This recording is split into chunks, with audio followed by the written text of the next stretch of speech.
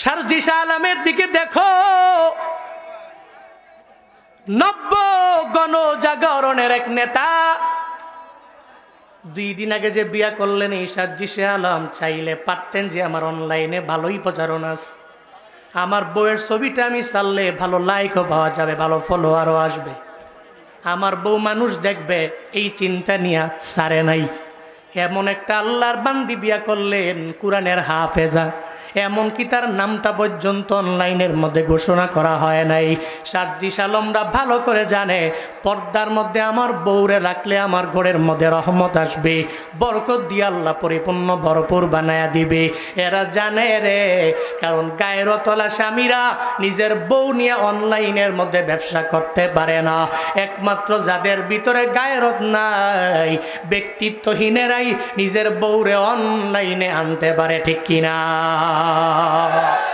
বউ আমার বড় সুন্দরী, আমার বউ আমার ঘরের মধ্যে থাকবে, আমি দেখবো, কেউ দেখতে পারবে না। একটা গায়রতলা স্বামীর এটাই কথা, এজন্য সে তার বউরে অনলাইনে আনতে পারে না। ও আল্লাহর বান্দারা, এই শারজি শাহ আলম থেকে তুমি শিক্ষা নাও। তুমি যে বিয়ে করার পরে বউয়ের ছবি ফেসবুকের মধ্যে দাও, ইউটিউবে দাও, আবার এখন তো একটা ট্রেন্ডিং আমার দেশের মধ্যে হয়ে গেল, যখন দেখে নিজের ভিডিও মানুষ বেশি দেখে না, তখন একটা বিয়া করে বউটারে ঘরের মধ্যে আনে, এরপরে 2 জনে মিল্লা ভিডিও বানায়, আর এই ভিডিও মিলিয়ন ভিউজ হয়। ও মনে মনে ভাবে এটাই তো আমার ইনকামের প্রথম জায়গা, প্রথম খাত। কয়েকদিন পরে আবার একটা বাচ্চা আসে, এরপর ওই বাচ্চাটার প্রতি মাসে মাসে বার্থডে উদযাপন করে। এমন কাপল ব্লগার আমগো দেশে আছে নানা। স্পষ্ট বউ ব্যবসায়ী আছে না নাই? কিন্তু গায়রতহীনরা এটা করতে পারে, যার ভিতরে বিন্দু মাত্র পরিমাণ ব্যক্তিত্ব নাই। যার ভিতরে ব্যক্তিত্ব আছে সে জীবনে কোনোদিন তার বউকে অনলাইনে আনতে পারে। আর হিজাবের সম্মান, নিকাবের ভিতরে সম্মান, পর্দায় নারীর সম্মান, ঠিক কিনা? আল্লাহ আমার মা বোনদেরকে হিজাব, নিকাব, পর্দা মেনটেন করে চলার তৌফিক দান করেন।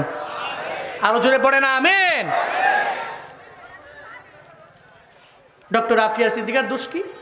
কোনো রিজন নাই। দোষ হলো সে মুসলিমা নারী। দোষ কি? তার দোষ হলো কেন সে নিকাব পরে চলে। দোষ কি? কেন হিজাব পরে, এটাই বড় দোষ।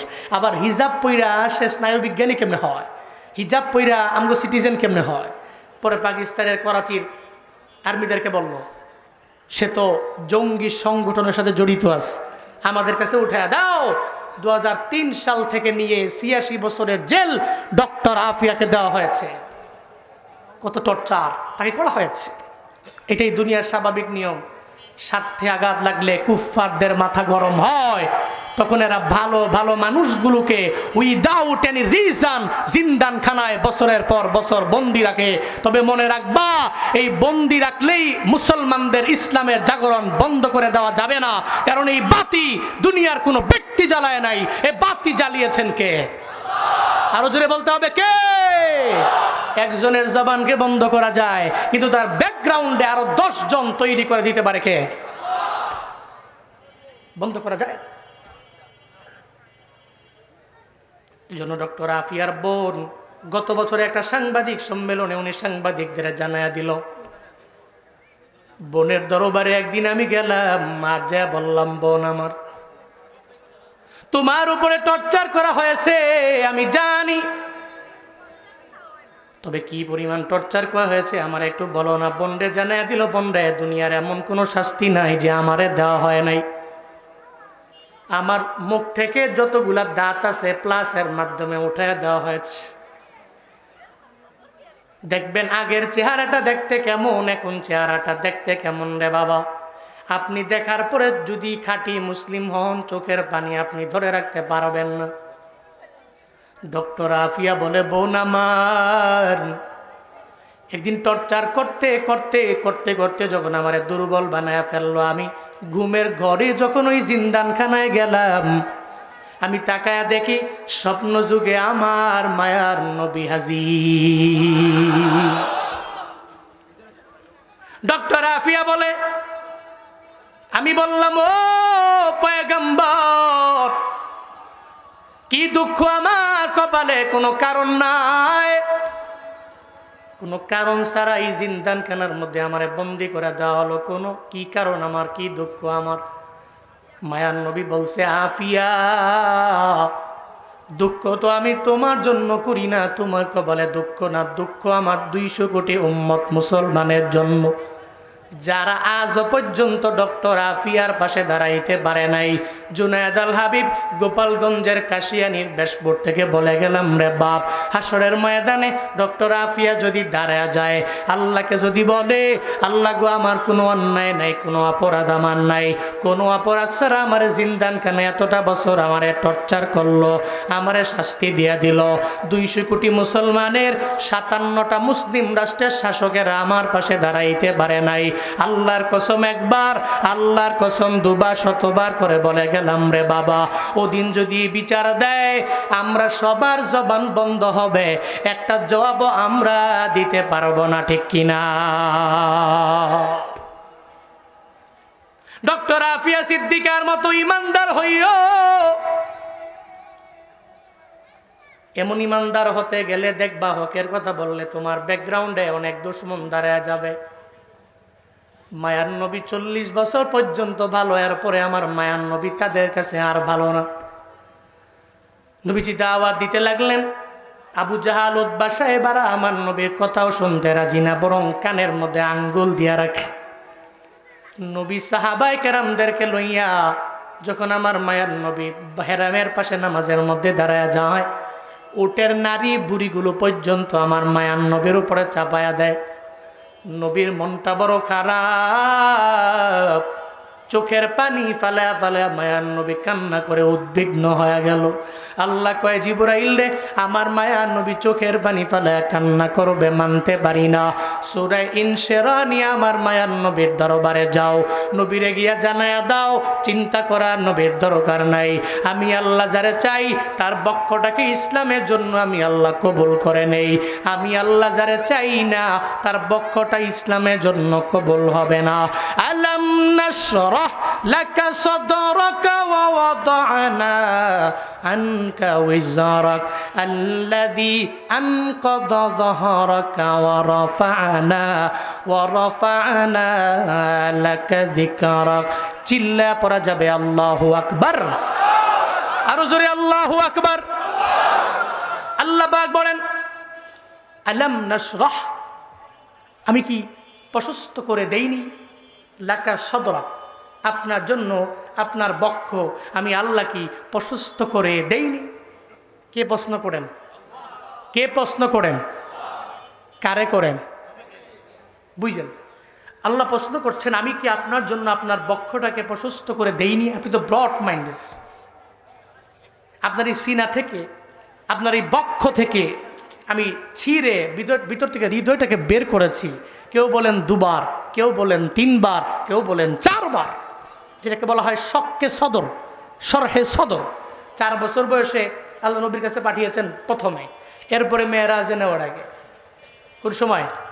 মেয়েরাজে নেওয়ার আগে জিব্রাইল এবং মিকাইল 2 জনে আসছেন, আয়েশা নবীরে ঘুম থেকে জাগায় উম্মে হানির ঘর থেকে নিয়ে বের করে হেরেমের পাশে বসায়া হাতিমে কাবার পাশে নবীর ভিতর থেকে বক্ষটা ছিঁড়া ভিতর থেকে হৃদয়টাকে বের করলেন, বের করে একটা পেয়ালার মধ্যে রাখলেন, আরেকটা পেয়ালায় ঈমান আর হিকমত রাখলেন। এক পেয়ালায় বক্ষ থেকে বের করে হৃদয়টাকে রাখলেন, আরেকটা পেয়ালায় রাখলেন ঈমান আর হিকমত। আরে ঈমান আর হিকমত রাখলেন কেমনে?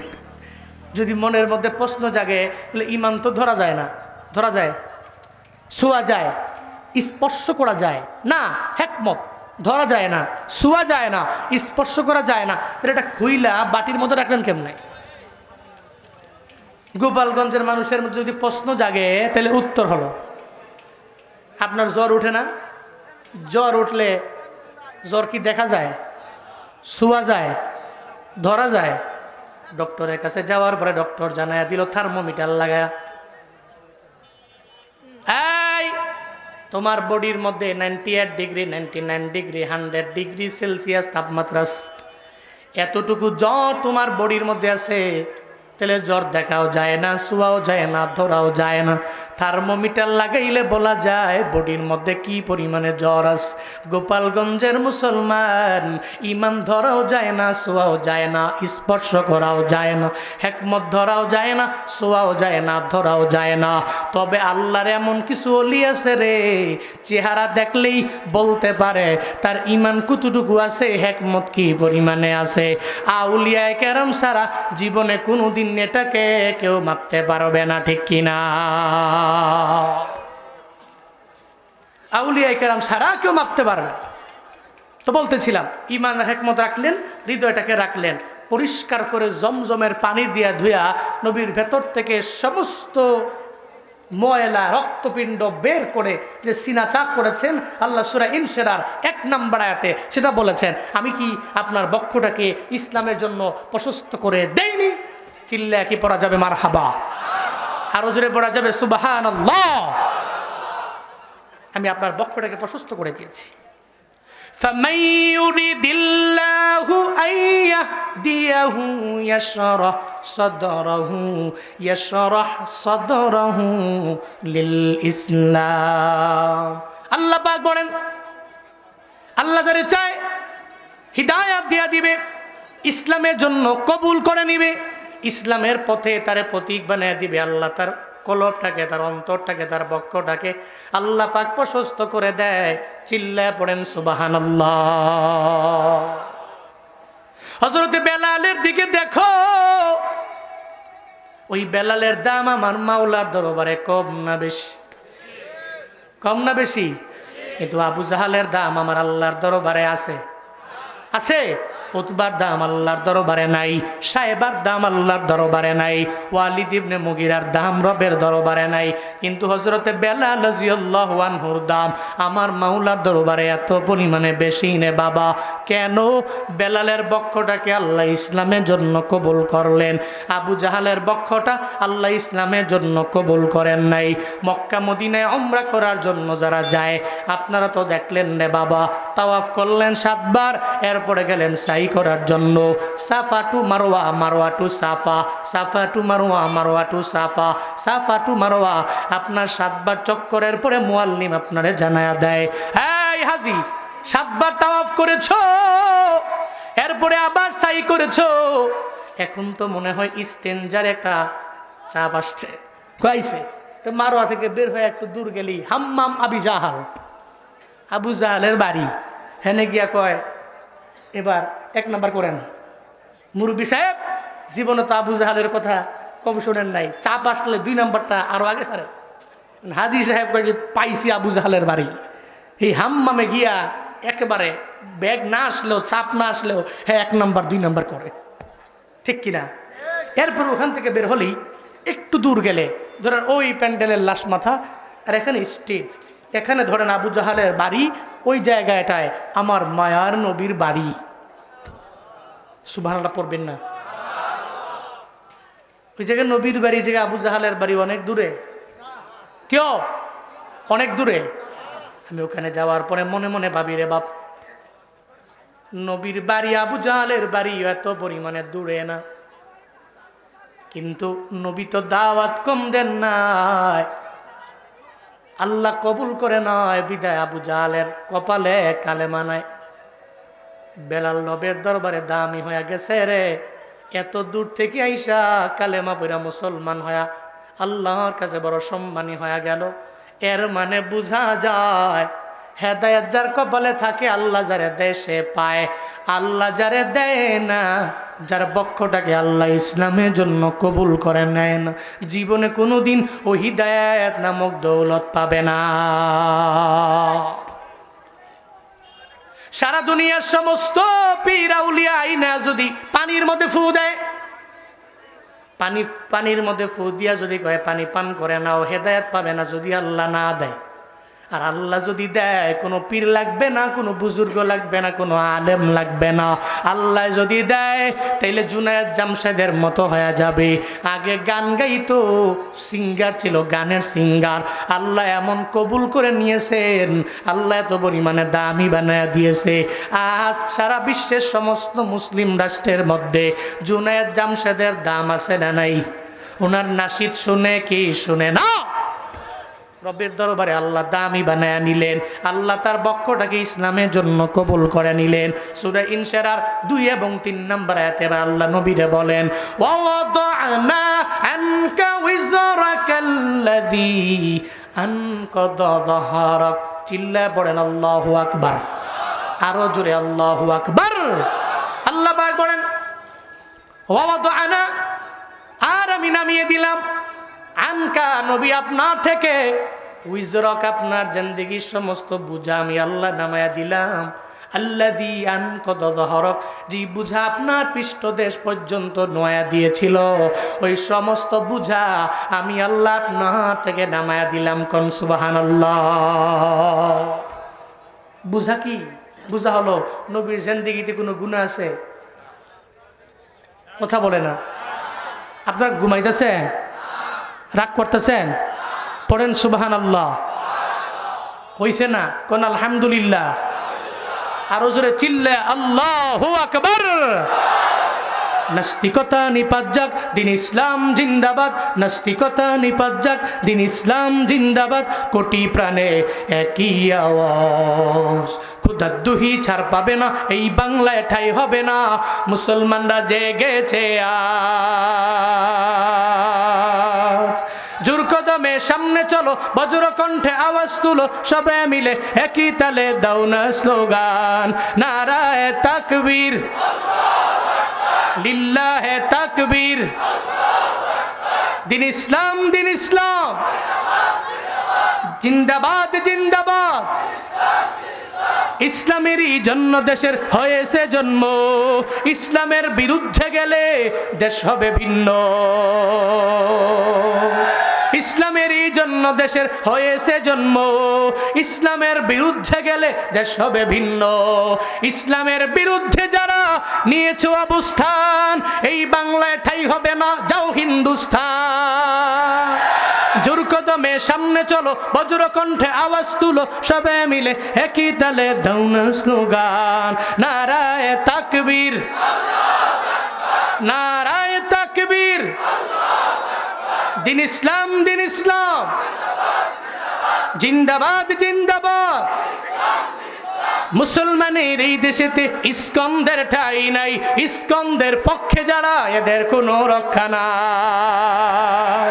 মুসলমানের এই দেশেতে নাস্তিকদের ঠাঁই নাই, নাস্তিকদের পক্ষে যারা এদের কোনো রক্ষা নাই। এই দেশেতে থাকতে হলে কোরআন মানতে হবে। কোরআন না মানবে যারা বিতাড়িত হবে। জোর কদমে সামনে চলো, বজ্র কণ্ঠে আওয়াজ তুলো, সবে মিলে একই তালে দাও না স্লোগান।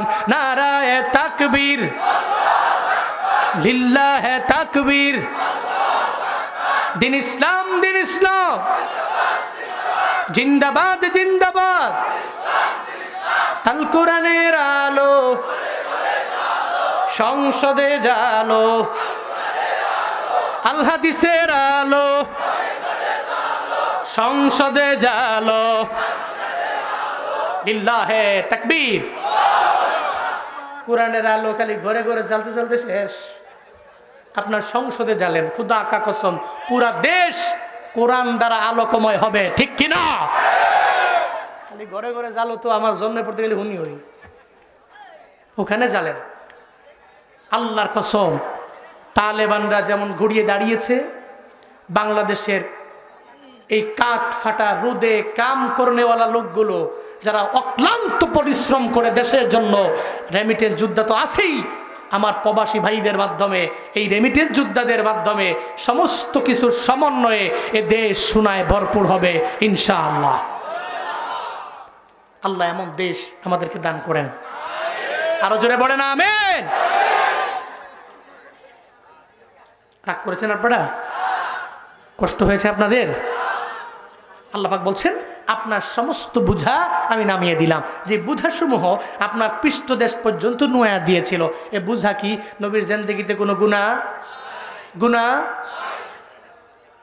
সূরা ফাতিহার 2 নম্বর আয়াতের মধ্যে আল্লাহ জানায়া দেয়, লিয়াগফিরা লাকাল্লাহু মা তাকদ্দামা মিন যামবিক ওয়া মা তাআখার। পড়েন আল্লাহু আকবার।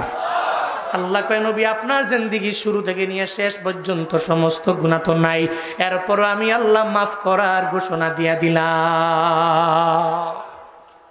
যেই নবীর জিন্দেগিতে গুনাহ নাই, এরপরেও নবী তাওবা করে 100 বার। ডেলি কয়বার? আমরা গুনাহ আছে তাওবা করি কয়বার? সূরা ইনশিরাহ থেকে 2 নম্বর শিক্ষা। নবীর জিন্দেগির সমস্ত বুঝা সমস্ত গুনাহ আল্লাহ মাফ করে দিয়েছেন, নাই কোনো গুনাহ, এরপরেও ডেইলি তাওবা করে কয়বার? আমগো গুনাহ আছে তাওবা করার কথা 1000 বার, আমরা করি কয়বার? ইয়া আইয়ুহান নাস তুবু ইলাল্লাহ ফাইন্নী আতুবু ইলাইহি ফি কুল্লি ইয়াউমিন মিয়াতা মাররা। আই মদিনাওয়ালা নবী জানায়া দিলেন, উম্মতেরা আল্লাহর দরবারে তওবা করে নাও। কেন করবা? আমি নবী ফাইন্নী আতুবু ইলাই, আমি ওনার নিকট তওবা করি ফি কুল্লি ইয়াউমিন, বছরে একবার না, মাসে একবার না, সপ্তাহে একবার না, ডেইলি আমি নবী আল্লাহর দরবারে তওবা করি 100 বার। এই নবীর উম্মতেরা নবী যদি তাওবা করে 100 বার, আমগো তাওবা করার কথা গুনাহের দিকে তাকায় 1000 বার। 1000 বার পারবো না, 500 বার পারবো না, 200 বার পারবো না, 100 বার 50 বার পারবো না, অন্তত পক্ষে 2-3 বার 4 বার ডেইলি তাওবা করে নিবেন। একটু কবরের পাশে গিয়া দাঁড়ায়া যান না রে বাবা। যেই জায়গার মধ্যে আপনার বাবা কবরের মধ্যে শুয়া রইল, আপনার মা কবরের মধ্যে শুয়া রইল, একটু চিন্তা করেন না রে বাবা। আপনার বাবায় যে বিদায় নিয়ে চলে গেল, যেই বাবার পাওয়ার এত পরিমাণে ছিল এলাকায়, কাশিয়ানির মধ্যে আপনার বাবার পাওয়ার ছিল অনেক, হাত নাড়ায়া নাড়ায়া বিচার করত। যেই বাবায় এত পরিমাণে ছিল পাওয়ারওয়ালা, আজকে সেই বাবায় কবরের মধ্যে শুয়ে আছে রে বাপ। আপনিও তো এই বাবার পেছনে একদিন কবরে যাওয়া লাগবে, ওই বাবার পাশে গিয়ে কবরের মধ্যে শোয়া লাগবে। আপনার মায়ে যে ছিল সুন্দরী, আপনার মায়ের এই সৌন্দর্য দেখার জন্য বিয়ে করে যখন আপনার বাবা আনছে, ওনারে দেখার জন্য এলাকার সমস্ত লোকেরা বাড়ির মধ্যে আসলো। একদিন এই মাও তো দুনিয়া থেকে আপনার বিদায় নিয়ে চলে গেল। মনে রাখবেন রে বাবা, আপনার দাদার দাদার দাদার দাদার নাম আপনি জানেন না, আপনার নাতির নাতির নাতির নাতির নাতি আপনার নামও জানবে না। এজন্য চিন্তা করে নেন, যেই দুনিয়ার জন্য এত দৌড়ে পাগল পারা হয়ে গেলেন, নিয়ত করে নেন অন্তত পক্ষে ডেইলি কবরের কথা তওবা ইস্তিগফার 2-3 বার করব। আল্লাহ তৌফিক দান করেন, পড়েন আমিন। 4 নম্বর আয়াতে আল্লাহ পাক বলেন, ওয়া রাফা'না লাকা যিকরাক। নবী আমি আপনার জিকির সম্মান সমস্ত কিছু আমি আল্লাহ বাড়ায়া দিলাম, আপনার জিকির আমি আল্লাহ বাড়ায়া দিলাম, আপনার সম্মান আমি আল্লাহ বাড়ায়া দিলাম, আপনার মর্যাদা আমি আল্লাহ বড় মায়া করে বাড়ায়া দিলাম।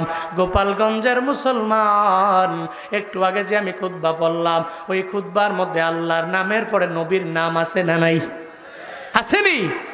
বাইতুল মুকাররমের মুয়াজ্জিন আজান দেয়, ওই আজানের মধ্যে আল্লাহর নামের পরে নবীর নাম আছে না নাই? একামতের মধ্যে আমার আল্লাহর নামের পরে নবীর নাম আছে না নাই? তাহলে আল্লাহর যেখানে নাম, ওই জায়গায় নবীর নাম।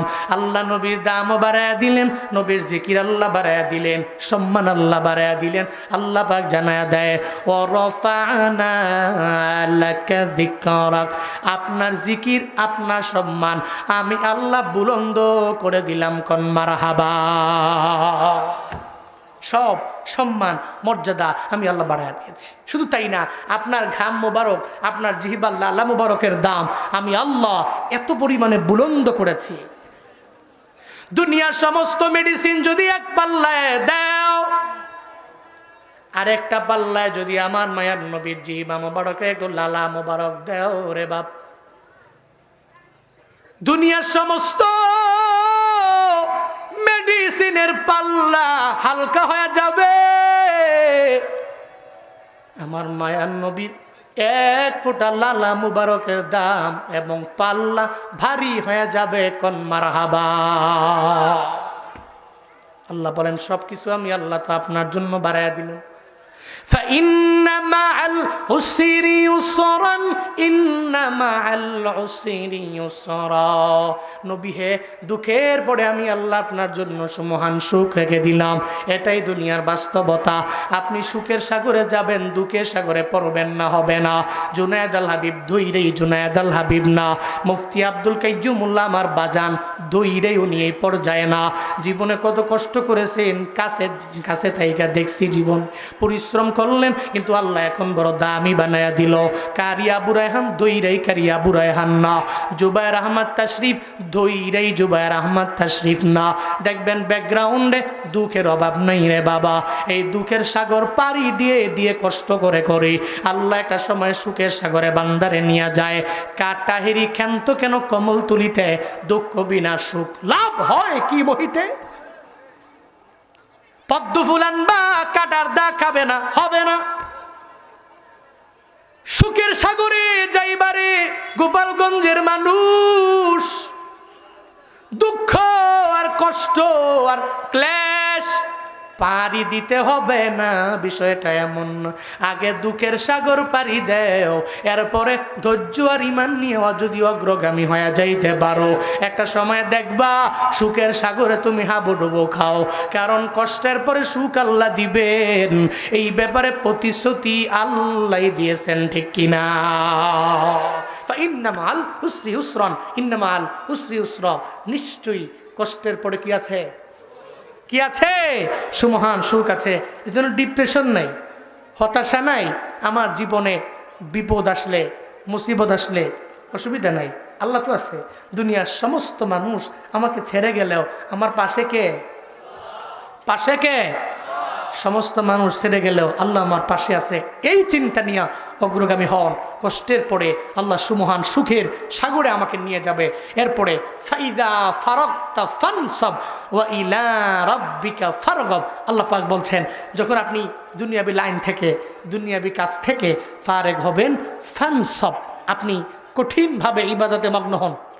দুনিয়াবি লাইনের কাজ শেষ, তখন তো বসে থাকলে হবে না, ইবাদতে মগ্ন হওয়া লাগবে। এক কথায় ওয়াইলা রাব্বিকা ফারগাব, আপনার রবের দিকে আপনি ঝুঁকে পড়েন, আপনার রবের দিকে আপনি মনোনিবেশ করেন। আপনি যখন ফারেগ, আপনি যখন অবসর, তখনই আপনার রবের ইবাদতে আপনি ঝুঁকে পড়েন। আল্লাহ নবীরে কেন বললেন? নবী তো এত ইবাদত করতেন, পা মোবারক পর্যন্ত ফুলে যেত। আদেশ দেওয়া নবীরে মানে নবীর সমস্ত উম্মতকে দেওয়া। সমস্ত নবীর উম্মতেরা ফারেগ হয়ে গেলে ইবাদত করবে কার, কার? আর ইবাদত করার মুখ্যম সময়টা কোন কাল? নাবালেগ, বুড়া। বুড়া তো আছে ঠিক মতো অজু বানাইতে ঠিক মতো পারে না, যায় বানায়, হাত মুখ ধোয়ার পরে হোম মিনিস্টারকে বলে অজু ছুটতে গেছে গা, পানিও শেষ, আবার দাও। পরে আবার অজু করে, এরপরে মুখটা ধুয়ে হাত পর্যন্ত গেছে, আবার কয় অজু ছুটে গেছে গা, আবার পানি দাও। ঠান্ডা পানি না, তাও গরম পানি। বাপ, আমি আপনারে বলি, এই যে বুড়া হয়ে গেলেন, চাইলে আপনি জুয়ানকালের মতো ইবাদত করা ইম্পসিবল, কিন্তু জুয়ানকালে ইবাদত করা আপনার জন্য সহজ। এটা আপনি চাইলেই করতে পারেন। আপনি যে ফারেগ হয়ে গেলে ইবাদত করবেন, আপনার ইবাদতটা কোন সময় হবে শিখলাম আজকে। আমার যৌবনকাল ইবাদত করার মুখ্যম সময়, না নাবালেগ না বুড়া, এই দুই হালাতে আমি পারি না, কিন্তু জুয়ানকালে আমি চাইলেই সমস্ত ইবাদত করতে পারি। সারা রাতের 3 ভাগ কইরা 1 ভাগ আমি ইবাদতের মাধ্যমে কাটাইতে পারি। চাইলেই আমি ঠান্ডা পানি দিয়ে অজু বানাইতে পারি, চাইলেই আমি দৌড়ে বিভিন্ন মসজিদে যেতে পারি, চাইলেই বৃষ্টি দিয়ে আমি হাঁটতে পারি, চাইলেই বৃষ্টি দিয়ে আমি ভিজতে পারি। যেটা নাবালেগ অবস্থায় ইম্পসিবল, বুড়ো অবস্থায় ইম্পসিবল, ওটা জুয়ান কালে পসিবল। তাহলে ইবাদতের মুখ্যম সময় যৌবনকাল। নিয়ত করো যুবকরা, যৌবনকালই ইবাদত করব। রাজি আছেন তো ইনশাআল্লাহ? রাজি আছেন তো ইনশাআল্লাহ? আল্লাহ তৌফিক দান করেন, সকলেই পড়ি আমিন। তাহলে সূরা ইনশিরাহ থেকে আমরা কি পেলাম, আমরা কি শিখলাম? 1 নম্বর শিক্ষা হলো হিদায়াত দেওয়ার মালিককে, মালিককে আল্লাহ যারা চায় তার বক্ষটাকে ইসলামের জন্য আল্লাহ কবুল করে নেয়, আল্লাহ যারা চায় না তার বক্ষটাকে ইসলামের জন্য কবুল করে না। শিখলাম আমরা, জানলাম আমরা সূরা ইনশিরা থেকে হেদায়েত দেওয়ার মালিক আল্লাহ। 2 নাম্বার শিক্ষা, নবীর জিন্দেগিতে কোনো গুনাহ নাই, এরপরেও নবী তাওবা করছেন শতবার। আমগো গুনাহ আছে, তাওবা করার কথা 1000 বার, পারি না। 500 বার পারি না, 100 বার পারি না, 50 বার পারি না, 10 বার পারি না, 5 বার পারি না, 2-3 বার কবরের কথা তাওবা ইস্তিগফার ডেইলি চালু রাখবো। 2 নাম্বার শিক্ষা। 3 নাম্বার, নবীজির শান মান অনেক উঁচু, অনেক হাই। আমার চলার পথে, আমার বলার সময়ে এমন কোনো কথা আমার জবান দিয়ে বের করব না যে নবীর শান মানই খাটো হয়ে যায়, এমন কথা জীবনেও বলবো না। উল্টা নবীর সমস্ত সুন্নতের উপরে আমি আমল করব। 3 নাম্বার। 4 নাম্বার, সূরা ইনশিরা থেকে শিক্ষা হলো, কষ্টের পরে আছে সুমহান সুখ। ডিপ্রেশনে পড়ব না, ডিপেন্ডার হব। কার উপরে? মানুষের উপরে নয়, আল্লাহর উপরে ডিপেন্ড করে চলব। মুতাওয়াক্কিলিনদের অন্তর্ভুক্ত হব। যখনই আমি ফারেগ হব, মুতাওয়াক্কিল হব, আল্লাহর উপর তাওয়াক্কুল হব। বিপদ আসলে হতাশা নয়, আল্লাহর উপর তাওয়াক্কুল করে চলব। 4 নাম্বার শিক্ষা। 5 নাম্বার শিক্ষা হলো, দুনিয়াবি লাইন থেকে ফারেগ হয়ে গেলে এরপরে আমরা কঠিনভাবে ইবাদতের মধ্যে মগ্ন হয়ে পড়ব। আল্লাহ আমাদের সবাইকে সূরা ইনশিরা থেকে এই শিক্ষাগুলো নিয়ে বাস্তব জীবনে আমল করার তৌফিক দান করেন। আরো জোরে পড়ে না আমিন। আর একটা আওয়াজ করে চিল্লায় পড়তে হবে আমিন।